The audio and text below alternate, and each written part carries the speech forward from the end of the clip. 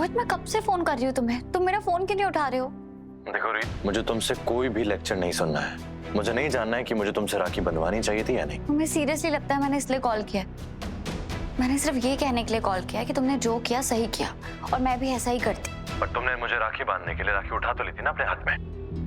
हाँ, मैंने राखी उठाई थी, पर बाद में मुझे एहसास हुआ कि जब हमारी दोस्ती में कोई खोट ही नहीं है तो उसे साबित करने के लिए मैं तुम्हें राखी क्यों बांधूं? तुमने भी यही सोचा होगा ना, इसलिए तुमने राखी नहीं बंधवाई, राइट? चलो ठीक है, वो एटलीस्ट मैं चैन से सो तो पाऊंगा।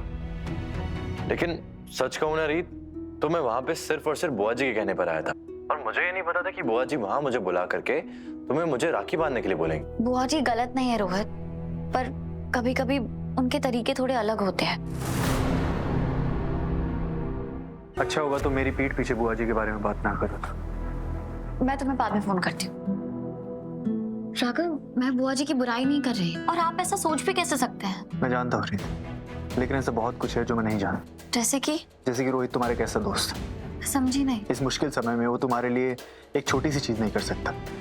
क्या हो जाता अगर वो तुमसे राखी बंधवा लेता तो? राघव, हम इस बारे में बुआ जी के सामने बात कर चुके हैं, तो हम दोबारा क्यों बात कर रहे हैं? मैं जानता हूँ, लेकिन मैंने इस बारे में बहुत सोचा और मुझे एहसास हुआ कि रोहित तुम्हारा उतना अच्छा दोस्त नहीं जितना वो दावा करता है। जबकि तुम उसकी जगह होती तो तुम उसको मुसीबत से बचाने के लिए कुछ भी कर देती। तो वो दोस्त हो जो हर किसी को चाहिए अपनी लाइफ में, और उसने क्या किया? उसने मुसीबत को कम करने की बजाय और बढ़ा दिया। राघव, रोहित ने जो कुछ भी किया वो गलत नहीं है, और मैं इसमें उसके साथ हूँ। मुझे ऐसा लगा था कि शायद आप भी साथ हैं। मुझे भी यही लगा था, पर मुझे अभी समझ नहीं आ रहा कि इसके बारे में और क्या सोचना चाहिए। राघव, मैं जानती हूँ अभी आप मुझे लेके परेशान हो रहे हैं, इसलिए आप समझ नहीं पा रहे क्या सही है क्या गलत। पर इसका ये मतलब तो नहीं है ना कि हम इस सब का दोष उस इंसान को दे जिसका इससे कोई लेना देना ही नहीं है। और सोशल मीडिया पे जो लोग उल्टी सीधी बातें करते हैं उनका तो कोई दीन धर्म ही नहीं होता है। आज उन्हें हमारी कहानी में एंटरटेनमेंट मिल रहा है, कल उन्हें कोई नई कहानी मिल जाएगी जिसमें ज्यादा मसाला होगा, तो वो हमारी कहानी भूल जाएंगे। तो सच में ऐसा लगता है? क्योंकि मुझे तो ऐसा लगता है कि ये सब चीजें बोलने में मुझे तो वक्त लगेगा।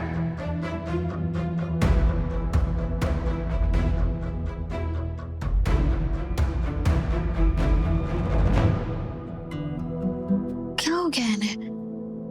अचानक से इनकी सोच कैसे बदल गई?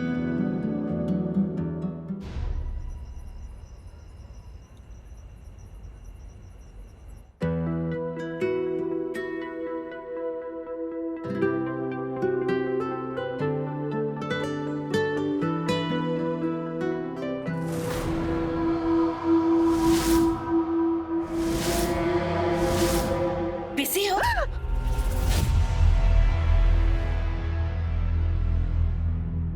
क्या हुआ? तबीयत ठीक है? हाँ वो आप एकदम से कमरे में आई तो मैं अंदर से घबरा गई।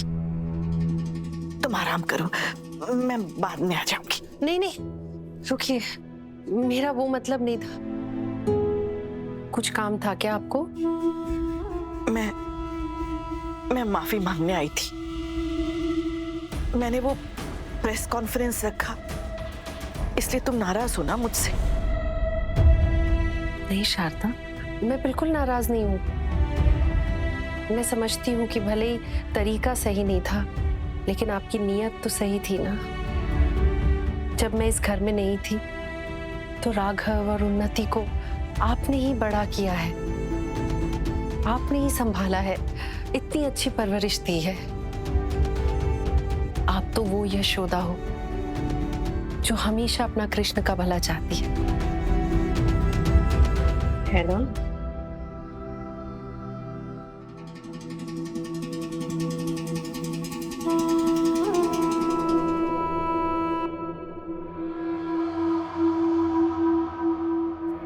मुझे तुम्हारी बात सुनकर बहुत चैन पड़ा। देखो, मुझसे जो गलती हो गई सो हो गई, पर इसे ठीक करने का मैंने एक हल निकाला है। लेकिन इस बार मैं अकेले कोई फैसला नहीं लूंगी, इसलिए मैं तुमसे सलाह लेने आई। कैसा हल? बैठो, बताती हूँ।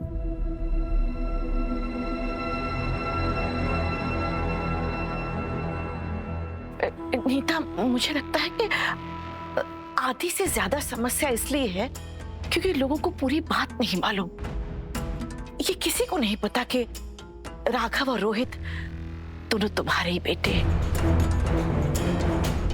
अगर ये बात सबके सामने आ जाए तो लोग जो ये अटकलें लगा रहे हैं ना, सब बंद हो जाएगा। पता है नीता, अभी ना मदर्स डे आने वाला है। मुझे लगता है इससे अच्छा मौका हो ही नहीं सकता राघव और रोहित को एक ही छत के नीचे लाने का। क्या कहती हो? हाँ, लेकिन जानती हूँ सुनने में थोड़ा अटपटा लग रहा है ना, लेकिन तुमने देखा है आजकल राघव को रोहित को तुम्हारे पास होने से बिल्कुल बुरा नहीं लगता। वो जब भी रोहित को देखता है आजकल वो उखड़ता नहीं, गुस्सा नहीं करता। तुम जानती हो प्रेस कॉन्फ्रेंस में रोहित के मुंह में जो आया उसने कहा, उसे जो लगा उसने वैसा ही किया। लेकिन राघव ने कोई जवाब नहीं दिया। उसने शांति से पूरे माहौल को संभाला। उसने बिल्कुल वैसा ही बर्ताव किया जैसा एक बड़े भाई को अपने छोटे भाई के साथ करना चाहिए। हाँ, यही सब देखने के बाद मुझे आइडिया आया और मुझे लगा अगर हम ऐसा करेंगे ना तो हम राघव और हमारी रीत, हम उन दोनों की मदद कर पाएंगे। ये तो मेरा आइडिया है, तुम एक बार सोच लो फिर मुझे बता देना, ठीक है? Thank you.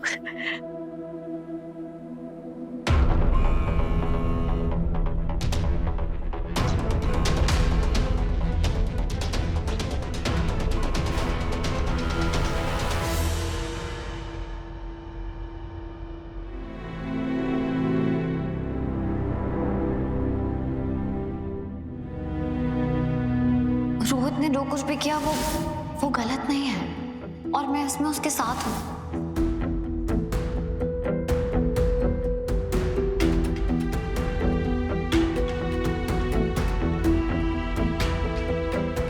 नहीं, मैं राखी नहीं बन पाऊंगा।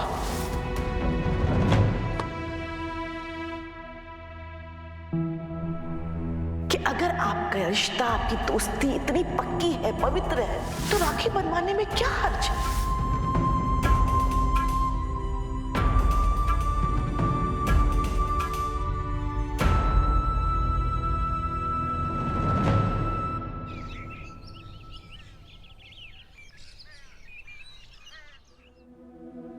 अरे वाह, मेरे बच्चों की प्यारी प्यारी माँ तैयार हो गई आप? बिल्कुल, आज के दिन का तो हर माँ को इंतजार रहता है।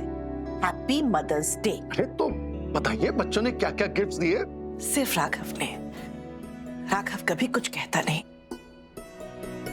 आज का दिन वो मनाता नहीं, लेकिन सबसे बेस्ट गिफ्ट वही देता है। एक मिनट। कितनी सुंदर है ना? क्या बात है, बहुत खूबसूरत। याद है आपको, मुझे ये साड़ी वो शॉप की विंडो में बहुत अच्छी लगी थी। आपने कहा था ले लो, पर बहुत महंगी थी, लेकिन मुझे बहुत पसंद थी और मैं तब से ना अपना मन मारती आ रही थी। लेकिन पता नहीं मेरे राघव को मेरे मन की हर इच्छा कैसे पता चल जाती है। वो है ही आपका इच्छा पूर्ति बेटा। कर दी उसने आपकी इच्छा पूरी। Thank you Raghav.